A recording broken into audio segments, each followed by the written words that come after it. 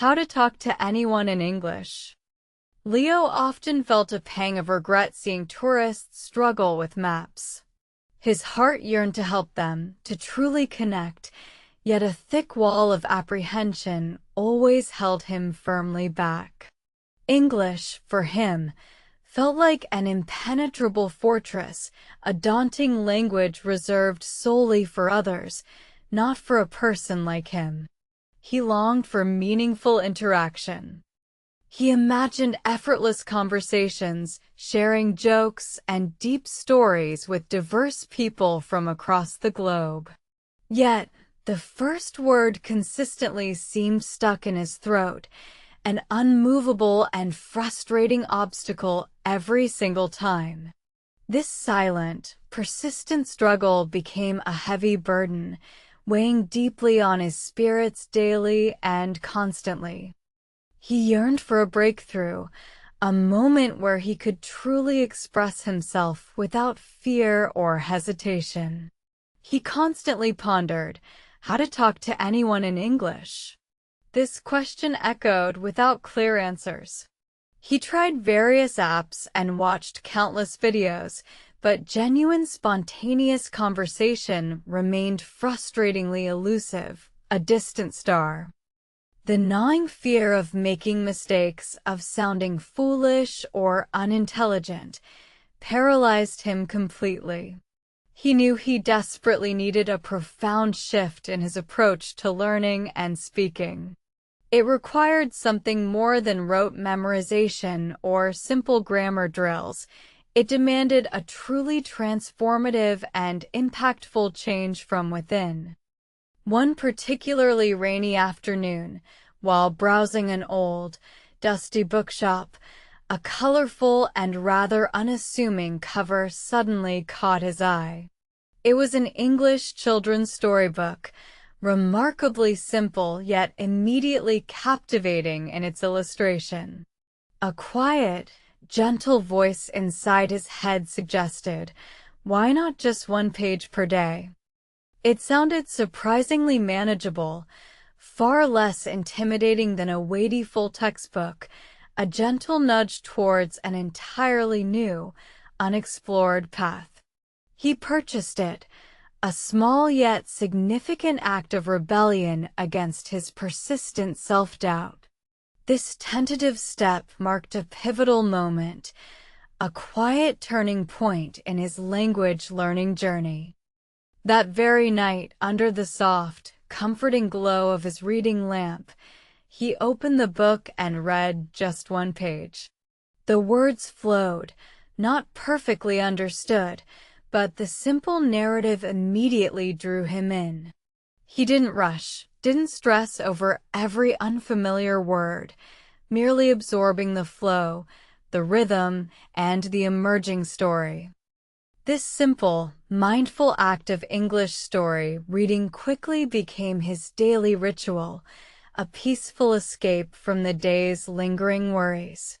He started noticing new phrases, subtle nuances in expression, and individual words gradually gaining context naturally within the stories, enhancing his comprehension each passing day. Slowly, almost imperceptibly at first, something fundamental shifted deep within him. He realized that reading wasn't merely about vocabulary acquisition. It was profoundly about understanding natural sentence structure, absorbing authentic phrasing, and developing an intuitive, almost innate feel for the language itself. The profound truth of why reading is so important became vividly and unmistakably clear. Each story offered a unique window into different worlds, different ways of thinking and perceiving, enriching his understanding far beyond just language acquisition alone. It steadily built a foundational understanding. He ventured confidently into more complex and engaging stories, then challenging articles, and eventually, even intriguing British English podcasts. He found himself chuckling at their unique idioms, truly appreciating the subtle differences in accent and the precise phrasing employed in their conversations. "Let's talk in British English," he'd playfully say to himself, mimicking the intonation he heard, finding genuine joy in mastering the nuances and sounds. This constant, varied exposure broadened his linguistic landscape immensely, making him feel more versatile and significantly more confident in his growing abilities. The more consistently he read, the more he started to naturally think in English. Instead of laboriously translating thoughts from his native language word for word, ideas began spontaneously forming directly in English. This was an incredible, transformative breakthrough, a genuine moment of clarity in his progress. How to think and speak, he discovered, was far less about direct translation and much more about complete immersion. It was about allowing the English language to gradually shape his very thoughts and perceptions.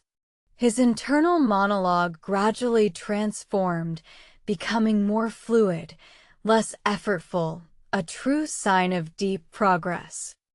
With this newfound mental clarity and confidence, the crucial first step for talking felt significantly less daunting than before.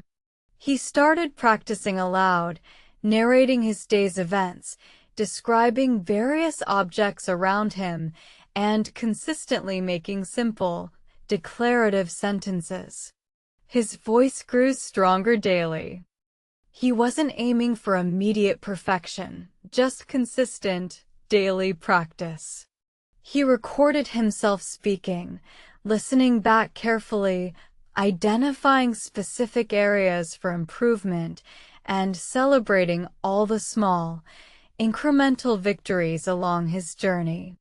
The persistent fear began to recede, replaced by a growing, empowering sense of genuine capability. He then meticulously devised an English study plan for talking, thoughtfully incorporating his daily reading, active listening, and dedicated speaking practice into a cohesive routine. It wasn't rigid, but flexible, adapting naturally to his varying energy levels and daily schedule, ensuring sustainability over time. He actively sought out online language exchange partners, starting with short, simple exchanges, gradually extending the conversations as his confidence grew. Each interaction, no matter how brief, consistently built his confidence, making the next one slightly easier, less intimidating, and more enjoyable for him. His fluency improved dramatically and noticeably with each passing week. Conversations that once seemed utterly impossible now flowed naturally and effortlessly. He could express himself clearly, understand others profoundly, and even engage in spontaneous, witty banter with remarkable ease and genuine enjoyment. How to improve your fluency, he truly realized, was a continuous, evolving journey of consistent effort, active and empathetic listening, and fearless speaking, embracing mistakes as natural parts of the learning process, not as personal failures. He felt liberated, genuinely connected to the world. One beautiful day, he found himself effortlessly guiding a delighted group of British tourists through his city's historic district, sharing captivating local anecdotes and laughing together heartily. The impenetrable wall was finally gone. He was genuinely talking to anyone in English, not just talking, but connecting. He was sharing his culture, understanding theirs, and truly building bridges through language. His dream had become his vibrant reality. His incredible journey was a profound testament to the power of a single page, a daily, consistent habit, and an unwavering, deep belief in his own developing capabilities. He remembered those early days, the hesitation, the silence, the longing. Now words flowed like a calm river, carrying his thoughts effortlessly across cultural divides. Every book he'd read, every story absorbed, had built the bridge he now confidently walked upon, connecting him to the wider world. His initial doubts had slowly faded into distant memories, replaced by a quiet confidence that resonated in his every spoken word. He knew the journey wasn't over. Language learning was a lifelong pursuit, an adventure with no true end. But the biggest hurdle, the first step, had been conquered. He found himself seeking out opportunities to speak, not avoiding them. Coffee shops, international events, even casual street encounters became chances to practice, to learn more. Every conversation was a mini-adventure, an opportunity to refine his skills and deepen his understanding of English nuances. Reading new genres broadened his vocabulary, introducing him to specialized terms and different registers of English. Historical fiction taught him archaic phrases, while contemporary novels offered insight into modern slang.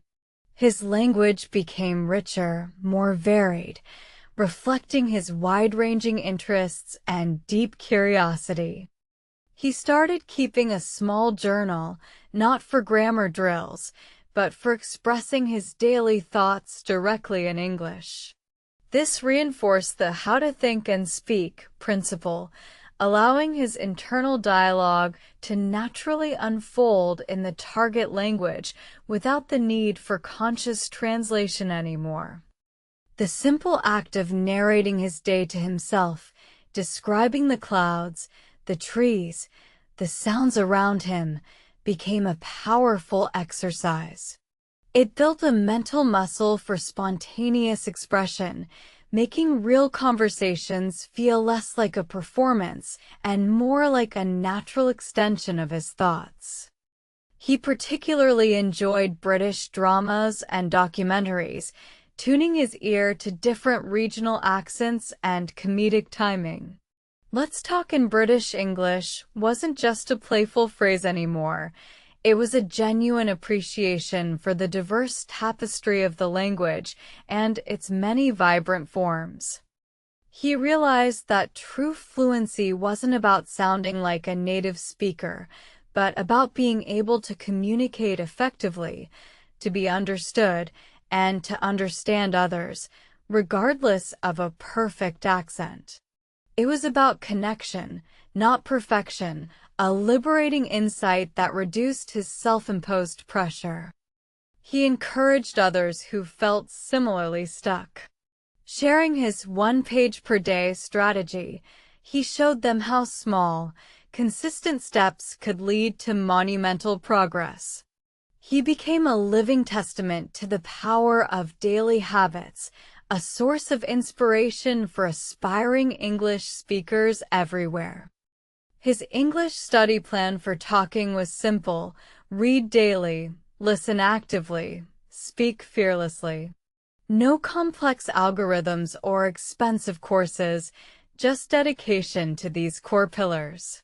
He understood that true progress came from consistent engagement, not from quick fixes or magical shortcuts to fluency. The journey wasn't without its stumbles. There were days of frustration, moments when words wouldn't come. But he learned to embrace these challenges, viewing them as opportunities for growth, not reasons to quit.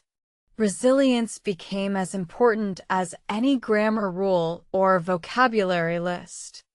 He discovered that talking to anyone in English wasn't about innate talent, but about sustained effort and a willingness to step outside his comfort zone repeatedly. Every brave attempt, however imperfect, contributed to his overall fluency and confidence, building a strong foundation. His ability to speak English opened up new worlds. Travel became richer, job opportunities expanded, and friendships blossomed with people from diverse backgrounds. The language became a key, unlocking doors he never knew existed, enriching his life in countless, unexpected ways daily. He started volunteering at a local community center, assisting newcomers with integration, using his English skills to bridge gaps and offer support. This practical application cemented his learning, making his knowledge tangible and immensely rewarding, truly putting his fluency to use. The feeling of effortlessly explaining a complex idea or sharing a personal story in English was incredibly empowering. It was a stark contrast to his past self, who would carefully rehearse simple phrases, only to stumble when faced with a real-time conversation or unexpected question. He reflected on why reading is so important. Each book was a silent mentor, teaching him syntax, rhythm, and the subtle nuances of expression that formal lessons often missed. Stories were the lifeblood of his learning, providing context and natural patterns for his developing mind. He also noticed how English story reading improved his listening comprehension. The more he read, the more easily he could distinguish words and phrases in spoken English, even in fast-paced conversations or with unfamiliar accents, enhancing his overall understanding significantly. The transition to how to think and speak became seamless over time. His internal monologues, once in his native tongue, gradually shifted to English, proof of genuine immersion. This mental shift was perhaps the most significant milestone, signaling true linguistic comfort and mastery. His methodical approach, part of his English study plan for talking, was simple yet effective. It wasn't about cramming, but about consistent, enjoyable exposure. He integrated English into his hobbies, making learning a natural part of his daily routine, not a separate chore. He particularly enjoyed discussing books he'd read with his language exchange partners, a natural way to practice speaking about topics he genuinely cared about. This made the conversations engaging and authentic, moving beyond scripted dialogues into real, meaningful interaction and exchange. The positive feedback from his friends and the tourists he met fueled his motivation. Hearing "Your English is amazing" was a powerful affirmation of his persistent hard work and dedication, reinforcing his belief that he was truly on the right path towards ultimate linguistic success. He often advised beginners to start small, just like he did with 1 page per day. He emphasized that consistency trumps intensity and that even tiny steps, taken daily, lead to significant progress over time, building momentum and sustaining motivation effectively. His journey from silent yearning to confident conversation was a testament to the power of deliberate practice and an open mindset. He proved that anyone with dedication could truly master English and connect with the world, bridging cultural divides one word at a time. He began to see English not as a foreign language, but as another part of his identity. It was a tool for connection, a lens through which he experienced new cultures, and a bridge to endless possibilities, enriching his life in ways he never imagined possible before. His passion for reading expanded beyond just English, inspiring him to explore literature from other cultures in translation, further broadening his global perspective. The initial step with English had truly opened up an entire world of learning and discovery for him. He shared his "How to Improve Your Fluency" tips widely. Immerse yourself, make mistakes, read everything, listen actively, and speak at every possible opportunity.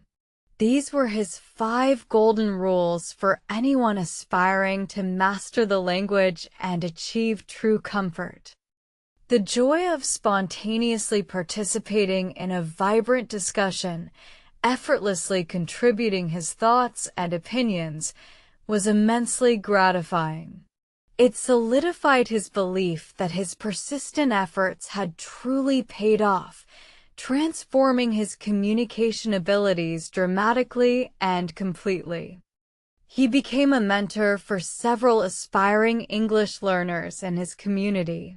He shared his journey, his struggles, and his triumphs, offering practical advice and much-needed encouragement, becoming a true inspiration for them to pursue their own linguistic dreams diligently. His story became a living example of how to take first step for talking and sustain the effort. It demonstrated that even the smallest beginning, fueled by consistent dedication, could lead to monumental achievements in language proficiency and personal growth. He now found joy in helping others navigate their own language learning paths, emphasizing the importance of why you must read English for building a strong foundation and a natural feel for the language's intricate structure and rich vocabulary, ensuring long-term success. His journey underscored that talking to anyone in English wasn't an exclusive club, but an accessible skill for anyone willing to invest the time and effort. It was a powerful reminder of human potential and the unifying power of effective, clear communication.